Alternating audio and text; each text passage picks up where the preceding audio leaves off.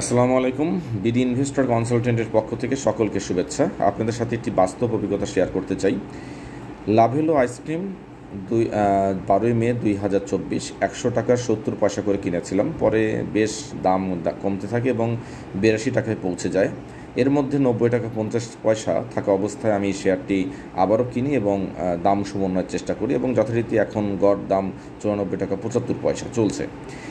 Market প্রাইসও দেখা যাচ্ছে এখন কাছাকাছি চলে এসেছে, অর্থাৎ আমি এই শেয়ারটি সমন্বয় করার কারণে এখন মার্কেট প্রাইস চলছে 94 টাকা 50 পয়সা। অর্থাৎ আমি যে দামে এখন সমন্বিত করার পর, অর্থাৎ পূর্বে বেশি দামে কিনেছিলাম, পরে আরও কিছু শেয়ার কারণে দাম কমে আসে এবং দাম কমে আসার কারণে আমার কিন্তু এখন মোটামুটি লসের পরিমাণে কিন্তু আমি নেই। অর্থাৎ আপনি যদি শেয়ার বাজারে একটু ধৈর্য ধরে কাজ করেন এবং ধৈর্য ধরে শেয়ার সমন্বয় করতে থাকেন, তাহলে লাভ না হলেও লস থেকে বাঁচবেন। ধন্যবাদ সকলকে।